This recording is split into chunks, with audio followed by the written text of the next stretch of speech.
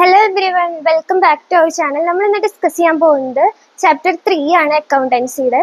അപ്പോൾ അതിൽ നമ്മൾ ഫസ്റ്റ് പാർട്ട് ഓൾറെഡി അപ്ലോഡ് ചെയ്തതാണ്. അതിൻ്റെ സെക്കൻഡ് പാർട്ടാണ് ഇപ്പോൾ നമ്മൾ ഡിസ്കസ് ചെയ്യാൻ പോകുന്നത്. അപ്പോൾ ഇതിൽ പറയാനുള്ളത് ജേണൽ എൻട്രീസിനെ കുറിച്ചിട്ടാണ്. ഓക്കെ, ജേണൽ എൻട്രീസിനെ കുറിച്ചിട്ട് നമുക്കൊരു കോട്ട് പറയാം ആദ്യം. A person should not go to sleep until debit equals the credit. ഇത് നമ്മുടെ ലൂക്ക പാസിയോളി പറഞ്ഞിട്ടുള്ള ഫാദർ ഓഫ് അക്കൗണ്ടിങ്ങിൻ്റെ ലൂക്ക പാസിയോളി പറഞ്ഞിട്ടുള്ള ഒരു കോട്ടാണിത്. A person should not go to sleep until debit equals credit. ഇത് മെയിൻ ചെയ്യുന്നത് എന്താണെന്ന് വെച്ചിട്ടുണ്ടെങ്കിൽ ഡെബിറ്റും ക്രെഡിറ്റും ഈക്വൽ ആവുന്നത് അത്രയും ഇമ്പോർട്ടൻ്റ് ആണെന്നുള്ളതാണ് ഈ ഒരു സെന്റൻസിൽ മെയിൻ ചെയ്യുന്നത്. ഓക്കെ, അപ്പൊ ഇനി എന്താണ് ജേണൽ എന്നുള്ളത് നമുക്ക് നോക്കാം. Journal is the basic book of original entry. In this book transaction R recorded in chronological order. നമ്മളുടെ ബിസിനസ്സിൽ നടക്കുന്ന ഡേ ടു ഡേ ട്രാൻസാക്ഷൻസ് ഒക്കെ റെക്കോർഡ് ചെയ്യുന്ന ഒരു ബുക്കാണ് ജേണൽ എന്ന് പറയുന്നത്. അതിൽ നമ്മൾ ട്രാൻസാക്ഷൻസ് റെക്കോർഡ് ചെയ്യുന്നത് എന്ത് ഓർഡറിലാണ്? ക്രോണോളജിക്കൽ ഓർഡറിലാണ്. ഈ ഒരു വേർഡ് ഇമ്പോർട്ടൻ്റ് ആണ് കേട്ടോ. അപ്പൊ ഇതാണ് ജേണൽ എന്ന് പറയുന്നത്. ഇനി ജേണലിന്റെ ഒരു ഫോർമാറ്റ് നോക്കിയാലോ. ഫോർമാറ്റ് ഓഫ് ജേണൽ എന്ന് പറയുന്നത് സ്റ്റാർട്ടിങ് ഒരു ഹെഡിങ് വിത്താണ് നമ്മൾ സ്റ്റാർട്ട് ചെയ്യുന്നത്. ഇൻ ദ ബുക്സ് ഓഫ് എന്ന് പറഞ്ഞിട്ട് ഇവിടെ കമ്പനിയുടെ നെയിം, നിങ്ങളുടെ ക്വസ്റ്റ്യനിൽ എന്താണോ കമ്പനിയുടെ നെയിം തന്നത് അതിവിടെ മെൻഷൻ ചെയ്യണം. അതിനുശേഷം നിങ്ങളൊരു ടേബിൾ ഇതുപോലെ വരയ്ക്കണം. ഫസ്റ്റ് കോളം ഡേറ്റ് ആണ്, ഡേറ്റിന് ചെറിയൊരു കോളം കൊടുക്കുക. അതിനുശേഷം പെർട്ടിക്കുലേഴ്സ് ആണ്, ഇതിനാണ് ഏറ്റവും വലിയൊരു കോളം വേണ്ടത്.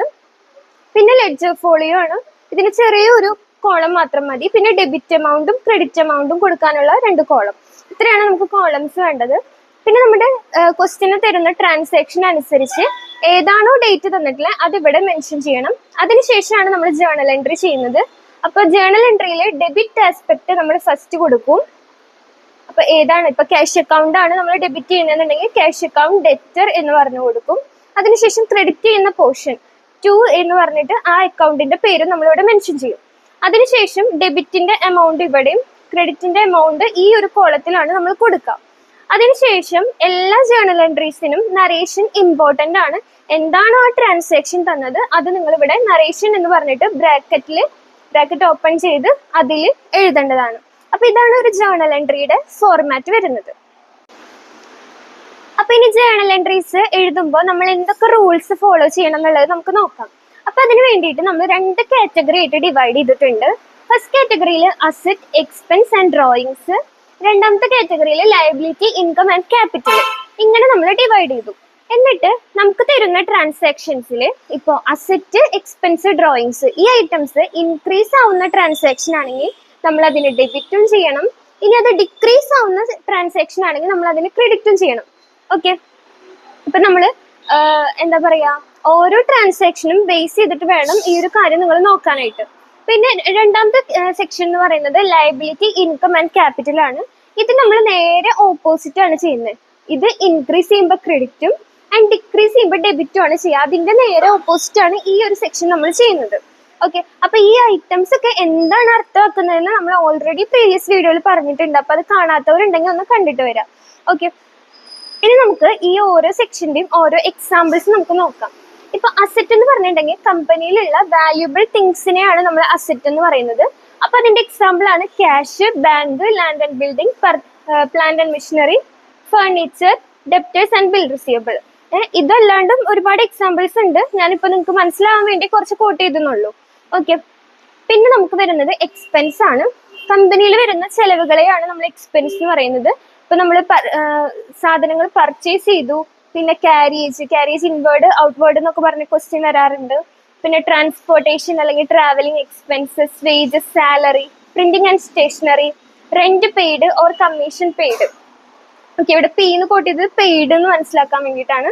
പെയ്ഡ് ആണെങ്കിൽ അത് നമുക്ക് എക്സ്പെൻസ് ആണ്. റിസീവ് ആണ് ചെയ്തതെന്നുണ്ടെങ്കിൽ നമുക്ക് അത് ഇൻകാണ്. പിന്നെ ഡിപ്രിസിയേഷൻ, ഇതൊക്കെയാണ് എക്സ്പെൻസിൽ സാധാരണ കണ്ടിട്ടുള്ള എക്സാമ്പിൾസ്.